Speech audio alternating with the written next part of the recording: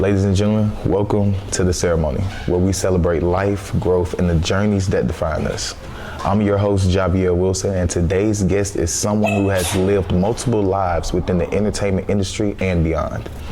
He's a three-time Grammy-nominated writer and performer, best known for his work on Lupe Fiasco's hit, The Show Goes On. With over 15 years in the music industry, he's seen it all, the good, the bad, and the ugly. But his story doesn't stop there. He's also a certified peer support specialist, working with youth from churches to juvenile detention centers. And now, under the leadership of Pastor John G. Burso at Concord Baptist Church, that's my pastor too, y'all, he's walking in his calling through discipleship. Ladies and gentlemen, welcome to the ceremony, KIEF Brown. Good to see you, man. Hey, man, that was powerful. It was powerful. I tried to like was here. I was here. Hey, man, you know what I'm saying? All glory to God. Yeah. I'm glad to be here, man. I love what you got going on, and it's my privilege to support it any kind of way I can, though. So it's easy. So this is the first episode, man. This is the first episode. So you know we had to start off strong. Yes, had to start off with somebody. You gotta be with the first episode. You gotta start off with God. God sent people. You know what I'm saying? I want to start off with God because that's the whole energy that we want to carry throughout this whole podcast. You know what I'm saying? Definitely. We want God to move through us. You know what I'm saying? For sure. So you really I love that name too. The ceremony. The ceremony. You know, it's like first and foremost to let you know that it's something serious. Yeah. But you know, you don't know if it's something great. Mm-hmm. Or it could be something tragic. You know what I'm saying? Like with the ceremony, it could go both ways. Yeah, well, that's what the ceremony is all about. You know what I'm saying? It's about talking through the progressions of life and the downfalls of life, so we can highlight the journey of life rather than focusing on the destination. You know, we all got a place that we want to go to. We all got a destination that we want to be. But it's the journey of life. The journey, it's the journey of life that matters. You know Absolutely. what I'm saying? Absolutely. All right, so getting into your journey of life, let's start off first. What first inspired you to pursue music, and how did you break into the industry? Man, to be honest, Saturdays at my house growing up, cleaning up, my mama, she used to had the music blasting, and everybody got a certain part of the house that was cleaning up, but it was like we all had our own little solo. Yeah. You know what I'm saying? Like we was cleaning up and nobody really wanted to clean up, but she made it like a big concert or something, you know what I'm saying? And I just remember not really loving the cleanup part, but loving the concert part though. Yeah. So I knew that it was something that I was interested in. And the older that I got, you know, like when you're a child, it's easy to be like, I want to be a doctor or a lawyer or a judge when I'm growing up. But then the closer you start getting to having to actually decide, I was like, I think I'd rather, if I got to pick something that I'm got to invest my blood, sweat, and tears into, I want to pick something that I'm going to love doing. So that's how I picked the music, and I really broke into the industry hanging out a lot. You know what I'm saying? Like when I'm supposed to be in the house, like my mama told me to come in the house when the street lights come on. But I'm like, Mama, you don't get a deal unless you hang out outside after the street lights come on. So just me being this young kid with this talent, but more importantly, this passion.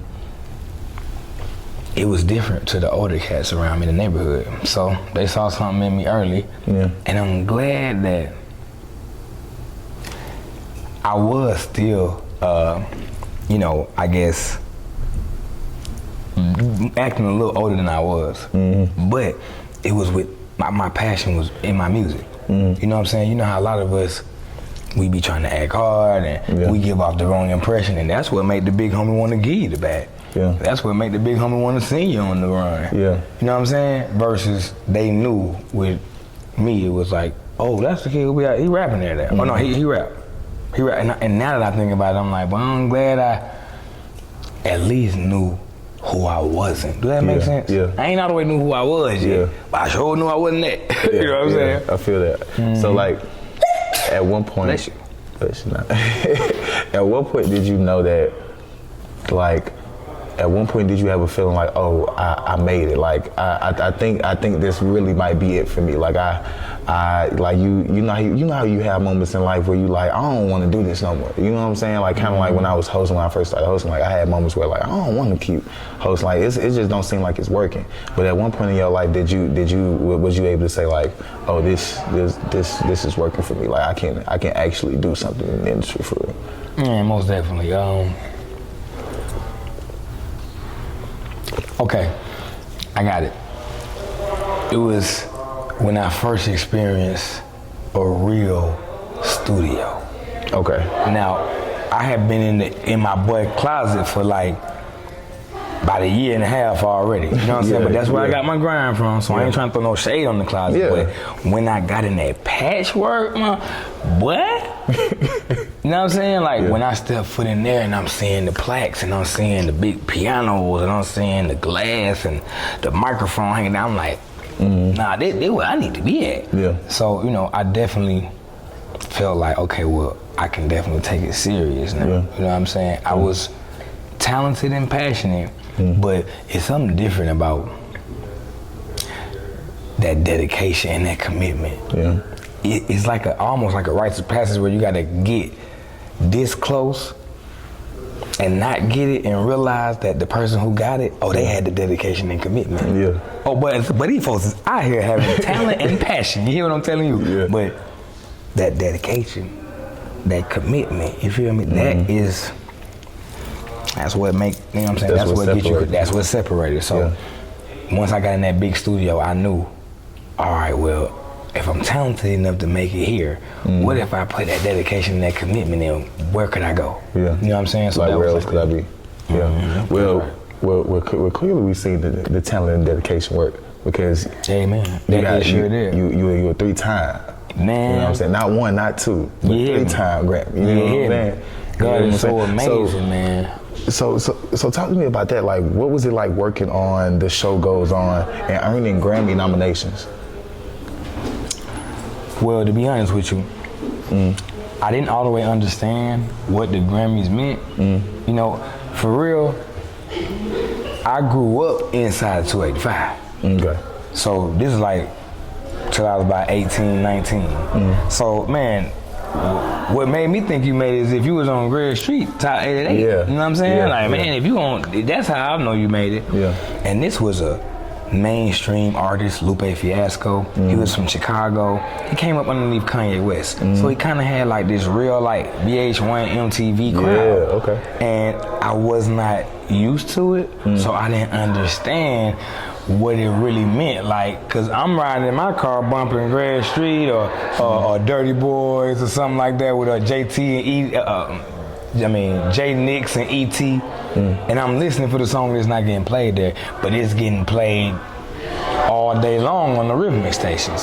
So understanding that, it really made me kind of like want to, kind of word it right, like want to be a part of that mainstream society. You feel me? I felt like I was missing out.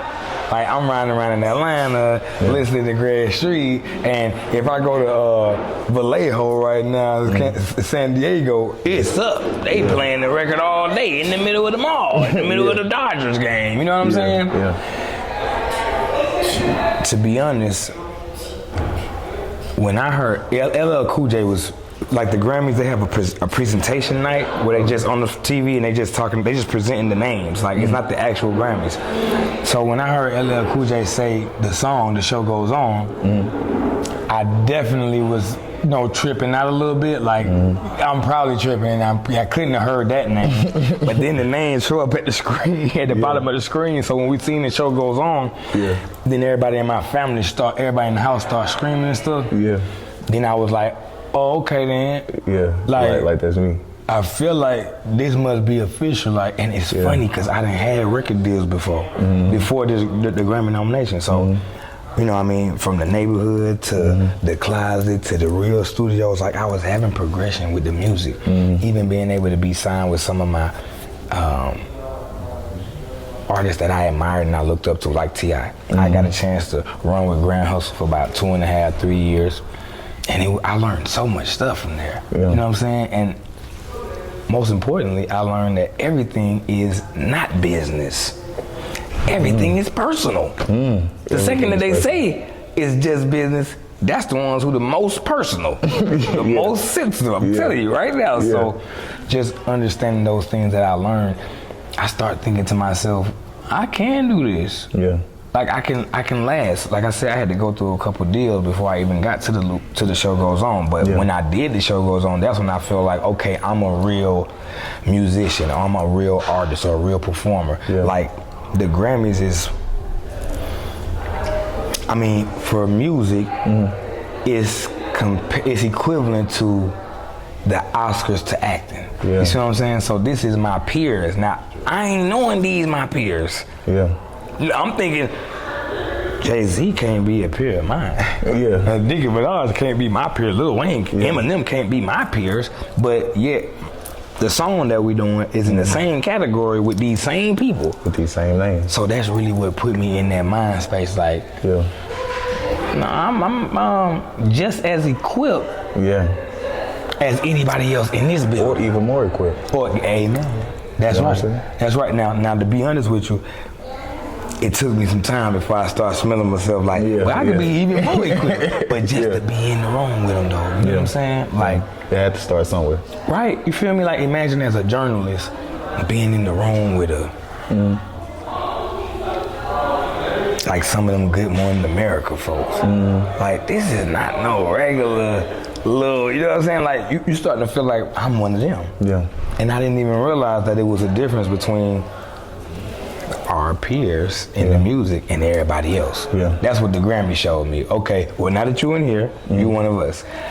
Everybody outside, they trying to get in here. Yeah. Like, they could be good, they could be next up, but they gotta get in here. But they gotta get in this one. And you was in that room. Man, amen. I was in there, man. Yes, sir. Right. So listen, talk to me about like the misconceptions about the music industry, like from your perspective. And like you said, you've seen the good, the bad, the ugly. Talk about what do you believe people have, like what is the biggest misconception about the music industry? And dig real deep in your bag. Like, you know, so you can say a good misconception that people might have that might be bad. You know what I'm saying? Or either a bad misconception people might be having that might actually not be that bad. I mean, you know what? I don't want to speak for nobody else, but for me, when I came into the industry, the biggest misconception that I had was that the money could buy me anything. You know, and you know, for real, just to be transparent, I never thought to myself, like straight out, I would like to buy happiness. Yeah. I would like to buy joy. You know, I would buy security. I never thought about it like that. Yeah. But once I started trying to buy stuff, and it wasn't really doing it, then I was feeling played. So like, I would want to buy the Louis Vuitton and think that it would make me feel better, but it didn't. It did not give me the courage to go and talk to the girl that I really wanted to talk to. I just thought that the Louis Vuitton was gonna be so cool. Now she wanna come talk to me. Yeah. But it didn't even give me what I needed. Change nothing. I needed the courage. Yeah. I needed to believe in myself. You know what I'm saying? Or you know, just being transparent again. You know, like when you're thinking that this high is going to relieve some, you know, trauma. Yeah. Especially early childhood, like, and it don't, it make you get higher. Yeah. Make you want to try. Maybe this ain't the right thing to try. You know what I'm saying? So like the biggest misconception is that, and I want to be clear. The example about the drugs, I mean, you got to be able to pay for the drugs. So it still go back, it still connect back to the money. Yeah. Like we all thinking, and I learned this in my peer support specialist certification course. Never forget your why. At that time, I didn't have a why. I didn't know why I was doing the music. Like, and thinking that you're doing it for money is not real, because you know you can do anything for money. You know what I'm saying? Like for real, like anything. If you just doing it for money, it's no identity in there. And that's how it was. And that's how a lot of artists are. That's why they could switch sounds and switch styles and switch hair colors. And this week you got a nose ring, this week you got an earring. It's like, you really don't have an identity. You know what I'm saying? So as you know, when I start thinking about that, I'm like, all right, well, let me chill out on spending all the money on the things that didn't fulfill me, and let me try to start focusing on other areas that did fulfill me. You know, and turned out that for me, it wasn't the jumping through the hoops for the labels or the fans, the both. You know what I'm saying? Like, it wasn't just the labels that always want you to do this. It be the fans too. They want you to never go home for Christmas. They want you to never celebrate your own birthday. They want you to never go see your parents when they sick. Man, all they care about is that $72 they pay for their ticket, and they want an amazing show. You know what I'm saying? So, for me, now some people, they, you know, and we all come from nothing. So, like, just thinking that the money was gonna set you free, it is not. So, you know, if you're doing it for another reason, that's awesome. Like right now, the music that I'm doing, the music that I'm doing now, it's about revelation.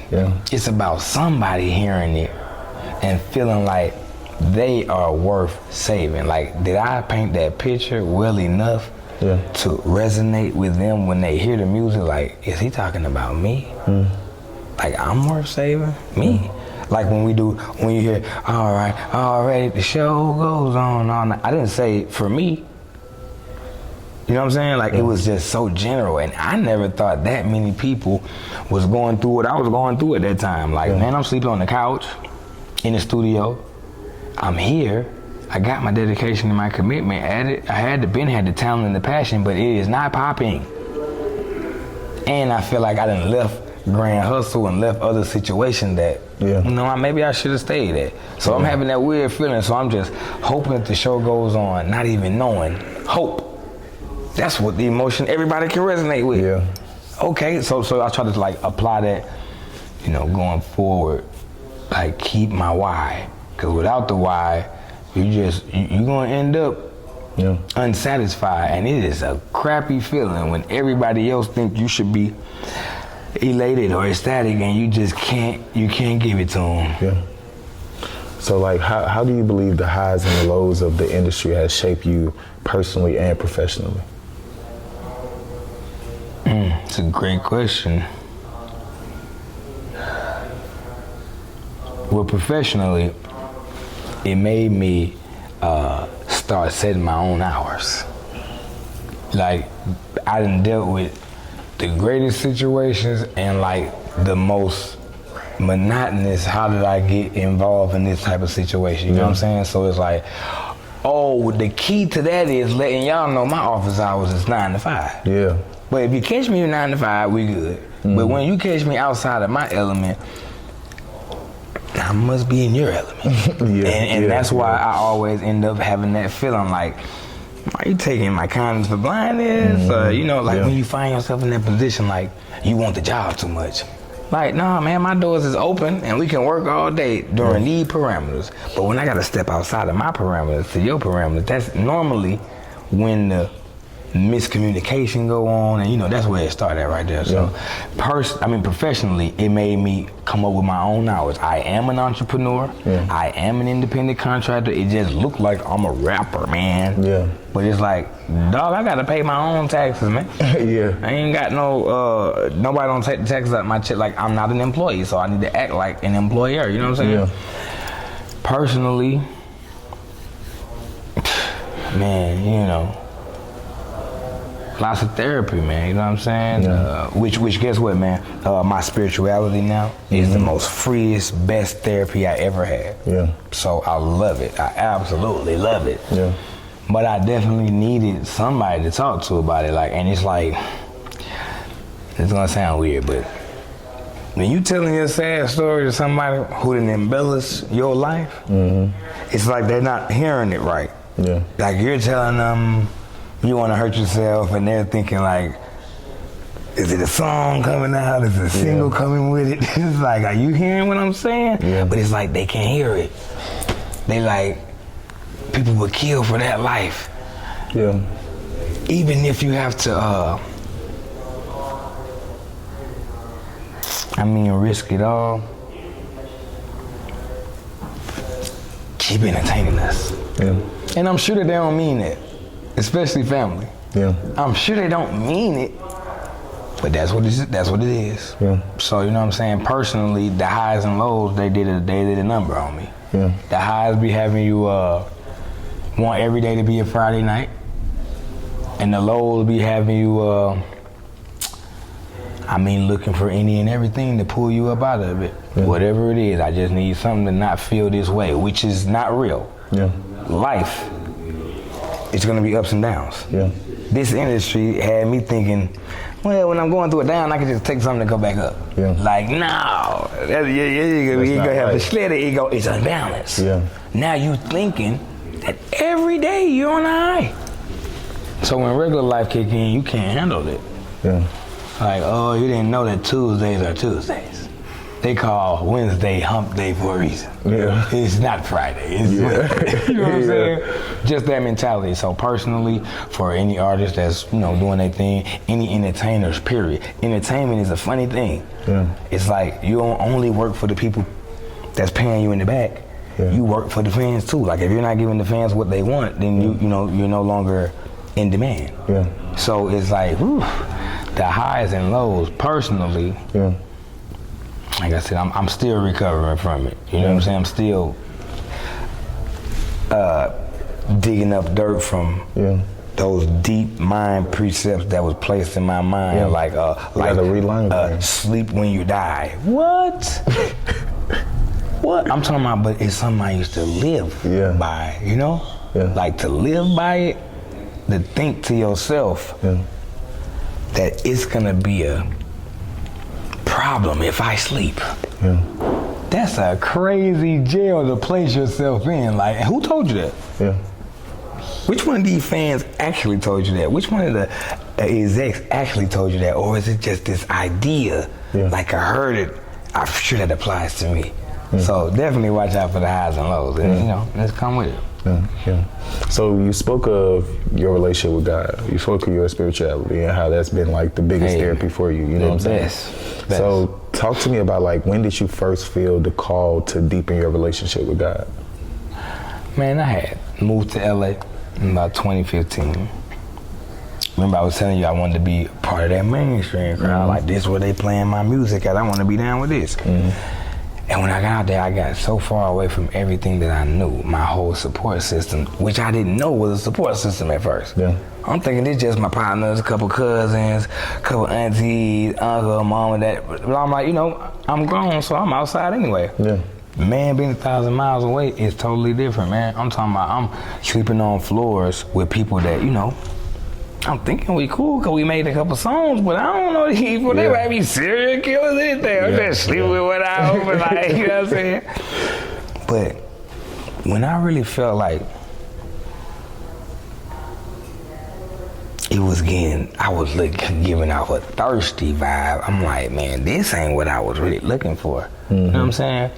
So it kind of started spiraling down. Out there in California. I actually had my first daughter, bless you, Kaylee Brown, in 2016. And at the time, I didn't understand that it was the most incredible blessing ever. Yeah. It was my light in the tunnel. I didn't understand that though, bless you, man. It was like, it was already enough pressure that my dream was dwindling through my hands. Like the record had been on the radio, we didn't got nominated for Grammys, now I'm in LA and it's not working. Like, after everything was seeming like it's going so good, that's that balance. That's the balance you talk about. Exactly. Yeah. Absolutely, that's what it is. Yeah. So once I had my first baby, my first daughter, I was just so lost, but I was like, all right, I'm willing to try God. Yeah. But that's how lost I was, like, and it's a shame now for me to acknowledge it, but it took me to be feeling totally helpless, to feel like, okay, now I could try God. Like, man, as I said out loud, I feel like an idiot. Like, so all that other stuff, you was really thinking you can handle it by yourself? Yeah. For real. So, as in the process of me waiting on God, Zola, get your butt over It maybe just edit that part out. My bad, but my bad. They might see my face. I want to take it. I that beat. That shit. I know. You have your mama there. Hey, because you know my mama, you know, she really hit me. I almost said that too. Right. Okay. But just, you know, being so helpless, I'm like, man, let me just try God. And in the process of seeking Him, I was getting closer to Him.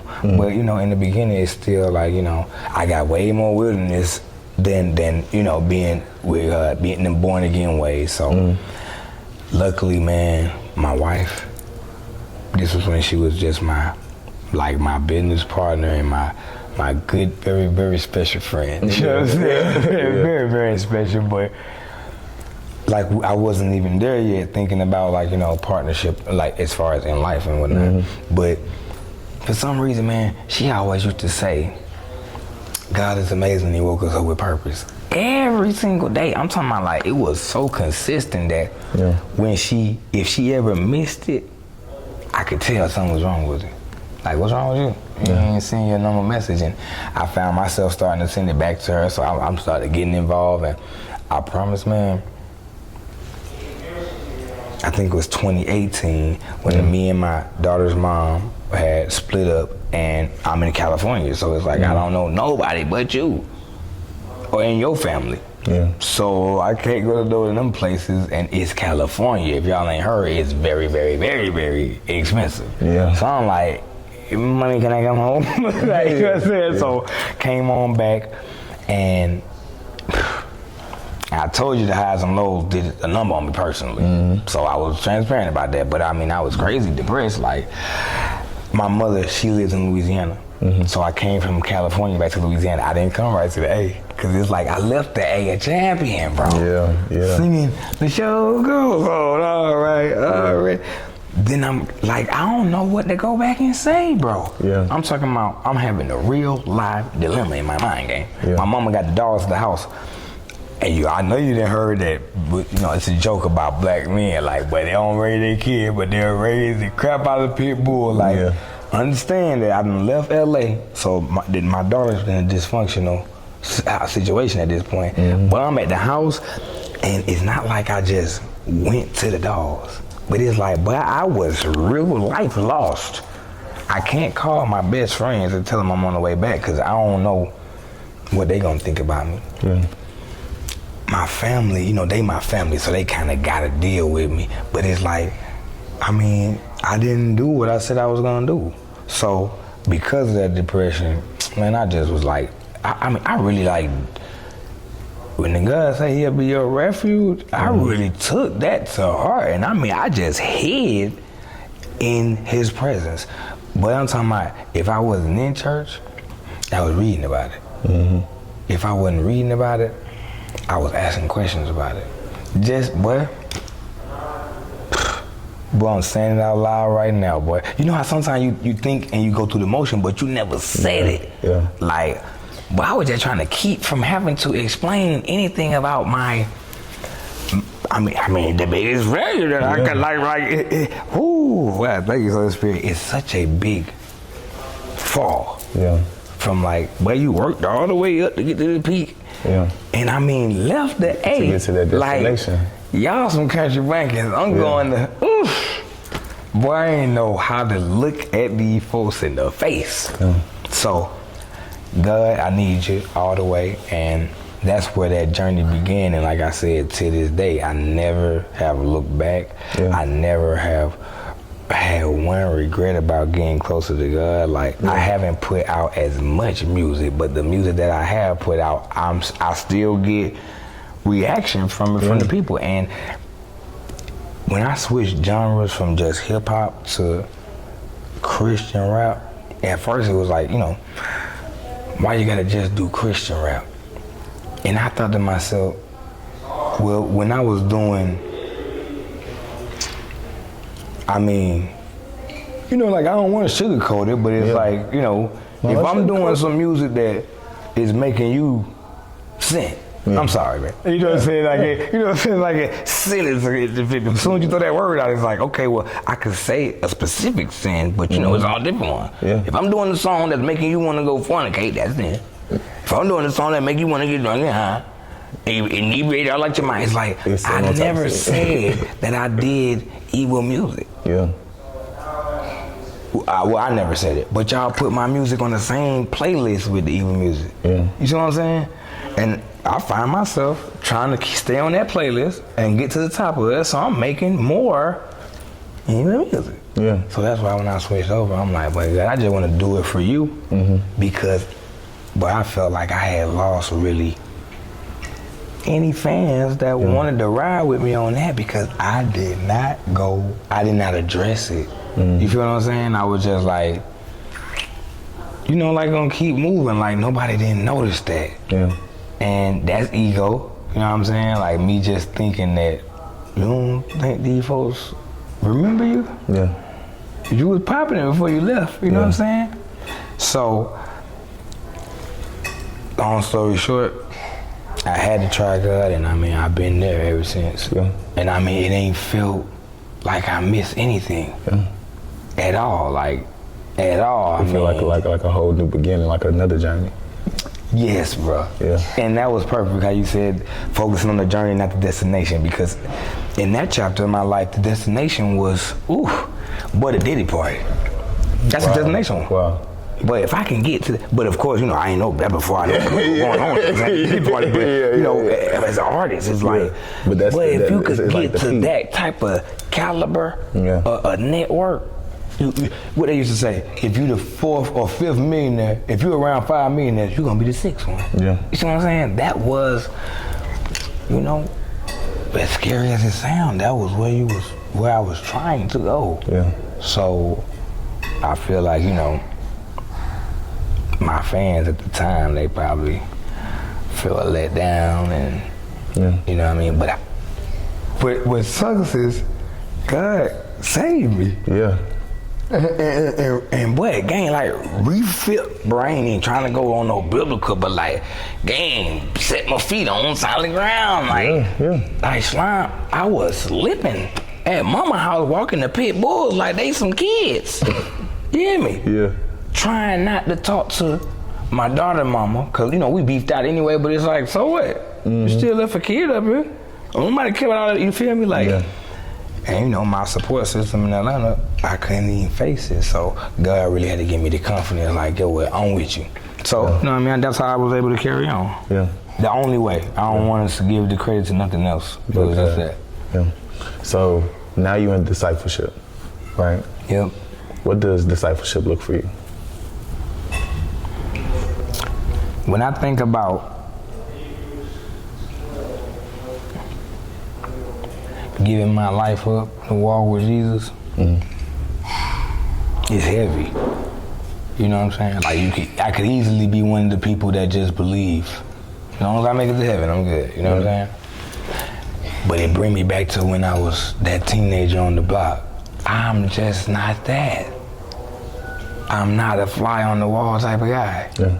So my discipleship is very intimate, and it's really like,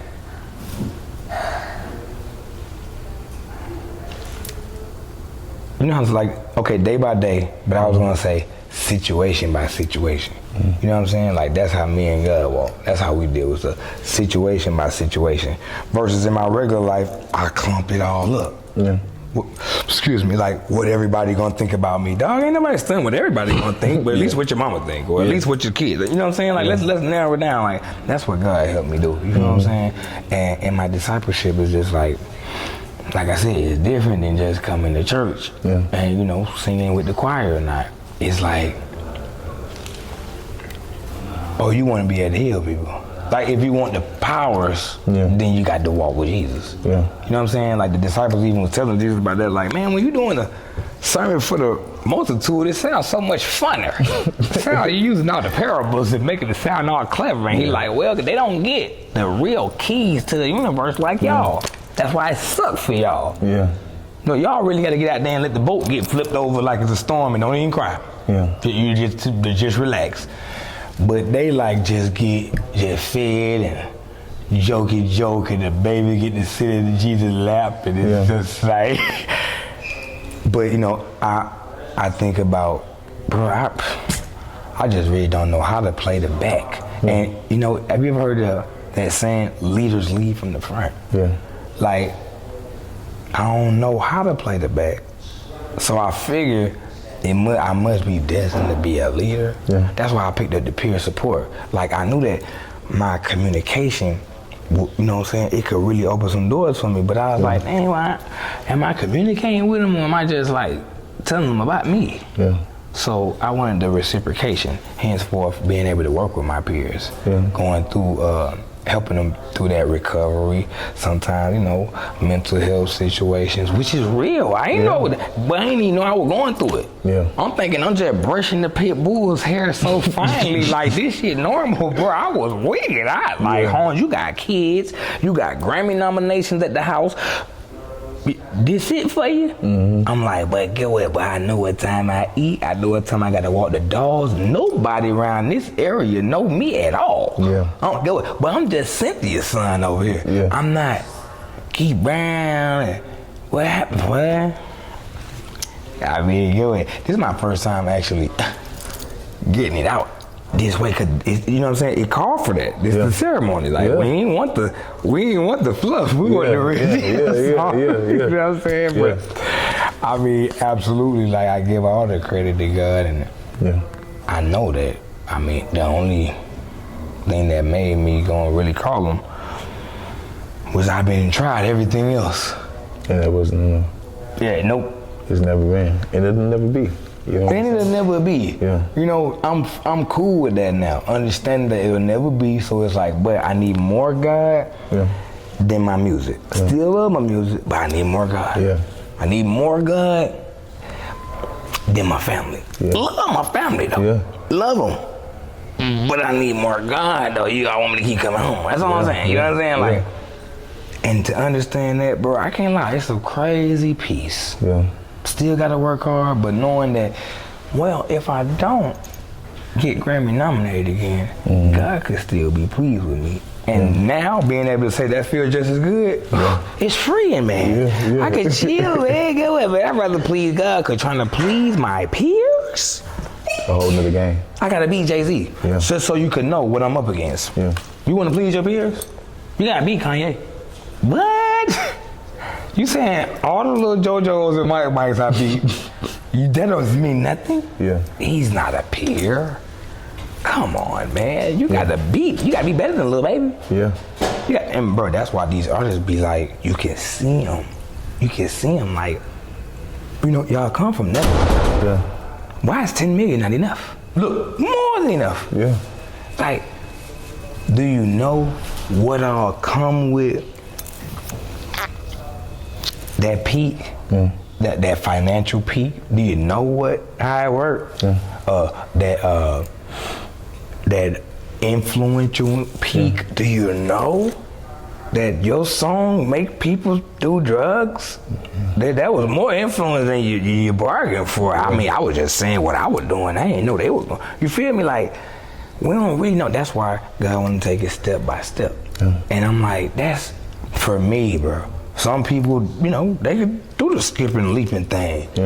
Me, I'm bound to stumble. And I'm saying that off of what I have seen. So now I'm just like, I prefer to take it a step at a time. But I don't want to do it with y'all. Because I get it. Everybody wants to, they want to build Rome in a day, and not like in a shady way. In a very, very, very, very ambitious way.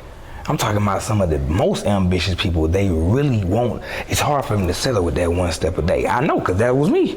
Like, you don't get to the Grammys with your peers, like, not putting in 10,000 hours in the studio. Like, but I got to miss all the parties and all the kicking it.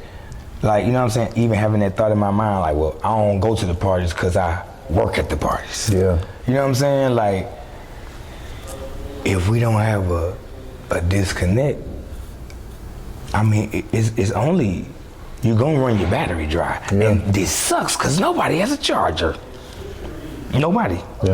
Not your wife, not your kids, not the job. Nobody can recharge you. And bruh, I'm telling you, when you start stroking the pit bulls like they ponies, you need a charge. You need a charge, sir. Yeah. But I mean, you know, and fortunately, you know, God is always there, just waiting to recharge me. Yeah. So, you know, I just pride myself in knowing that now. Yeah. I would tell that story about my relationship with God 100 times more than I would tell the Grammy nominated story, because somebody needed to hear that. Yeah. Like, but don't nobody care about no Grammy nominated. You know what? To be fair, it's entertaining. Because your Grammy nomination, it didn't do anything for me. Yeah. But entertain me. The story is entertaining. Yeah. But when we talk about God, love, yeah. this is something somebody could see from the interview and say, I might want to try that. Yeah. That is Powerful. heavy. Yeah. Heavy, dog. The fact that the ceremony would even shed light on that type of topic, on that type of direction. Yeah. It's like, because it's not the popular one. You know what I'm saying? Yeah. But it's the necessary one. Yeah. It's the necessary one, dog. Like, Yeah. but all the music I did, it was popular. But then the one necessary song I did is the one I'm still making money off of. Yeah. These folks still in the gym somewhere, finna do an extra set, pushing themselves when they hear show goes on. Man, these folks still in the gym, shooting 1,000 more free throws, knowing they aren't hurt. Thinking, all right, already, like, bro, they needed that. Yeah. The other stuff, they didn't need. Yeah. So that's how God, he put me in that lane. What do they need, son? I love you. I take care of your needs. Yeah. You supposed to love them like I love you. You out here worrying about what these folks want. I don't know why, because I don't care about what you want. Yeah. I supply your needs. I need you to supply their needs. Oof. Thank you, Holy Spirit. Yeah. Boy, the song that them folks needed still selling. But I don't know these folks in Switzerland. Yeah. I don't know these folks in Dubai, spots like Czech Republic. They playing the record though. Yeah. You feel what I'm saying? I think about the culture in America. It's all about what's popular. They get rid of that stuff that we need. Yeah. Oh no, man, these folks playing this shit. Man, all kind of test scores in school, public school going up and kind of shit. Oh no, we need more Sexy Red. And I ain't throwing shade at Sexy Red. I'm just saying, you gotta know we are a vessel, so we getting used by something. Yeah. Like now I could be conscious and be like, all right, no, God use them. Yeah. No, when I do the interview, I'm gonna for sure talk about God. Yeah. Like that, so it's all good. For sure, I'm gonna talk about what they want to talk about too. But I'm for sure talking about God, like knowing that it's a certain kind of power to it. Yeah. You feel what I'm saying? Which I did not have before. Yeah. So Yeah. I keep the power. Minus the fame and all the riches. Yeah. Take the power. Take the power. Yeah. Now listen, to close this interview off, right? And this is my last question. This is the question of the ceremony. You know what I'm saying? Everybody got to answer this, but you're gonna be the first one. All right. Amen. Amen. Okay. If you had to it's like a two-part. If you had to summarize the last season of your life in one word, what would it be?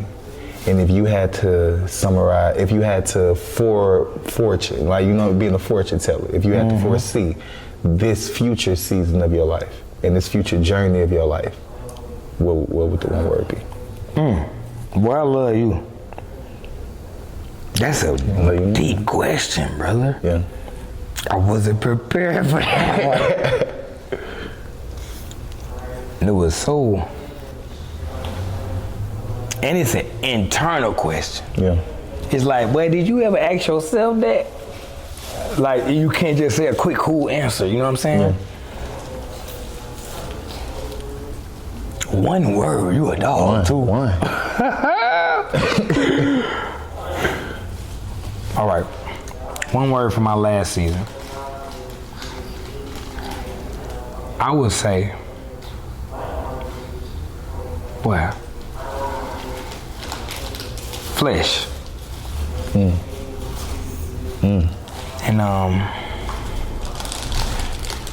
it's okay for me to acknowledge it that,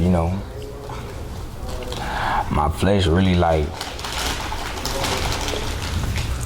was like deboing me. Yeah. You know what I'm saying? Like making me do things that I wasn't raised like that, and you know how people say, you know, right from wrong. Yeah. But I still pick wrong. Yeah. But in this next season, boy, nah, my spirit feel confident too. Like, Yeah. found. You know what I'm saying? Yeah. Flesh last season, which I was gonna say lost. Yeah. But you know what I'm saying? I ain't want to do the catchy rapper Cause stuff. God was still there. You know what? Thank it wasn't you, like bro. you was lost. Bro, thank you. Bro. I ain't had to think about that before, so. Flesh, man, like, just whatever the flesh wanted. Whatever. You know, like, stuff that I probably wouldn't tell my mama. Yeah. You know what I mean? Yeah. Well, for you it's different. Cause I know you would tell your mama anything. Yeah. Stuff I probably wouldn't tell the pastor. You know what I'm saying? Like, be my boy, and I try to be as transparent as possible. But you know, some stuff you don't need. Yeah. Pastor don't gotta know. You know what I'm saying? Like, Pastor don't gotta know. but it's like that stuff that I was a part of. Yeah. So I'm like, dang, girl, you were going out sad for the flesh. And now when I say found, I'm just like, I don't want to make it seem like a no saint vibe. Yeah. But at least I ain't lost in the dark, gang. Yeah. You feel me? Like, I know you ain't doing that no more. We know that wasn't it, cause, boy, the way it felt right after we did it, we knew I won't do that again. You know what I'm saying? Like, it is trippy, like our own pits that we allow ourselves into. Yeah. You see what I'm saying? We're talking about the journey. Like, these pits is part of the journey, dog. Yeah. Like, even thinking that you can dodge every one, it's like arrogant, man. Like, pompous. Like, and we talking about to life. Yeah. Not to nobody, but to life. Like, life, like, we oh, gonna this get nigga to it. think he gonna get by every one of my. And the internal ones is deeper. The external ones we could see. Yeah. You know? The internal ones is the ones where it's like, man, but get away, but I probably wasn't gonna forgive myself. Yeah. I needed God to even tell me, I forgive you. Yeah. That's bigger. Yeah. You forgiving yourself means nothing anyway. So don't even trip on that. You know what I'm saying? Like, you can move on from that. Yeah. But I forgive you though. Yeah. You know what I'm saying? You directing yourself, it's scary because you have gotten yourself lost before. Yeah. I get it. But now I'm directing. Yeah. It's like, man, that found word, like, boy, Yeah. I'm feeling it right now because I never said it out loud like that. Yeah. What was you doing?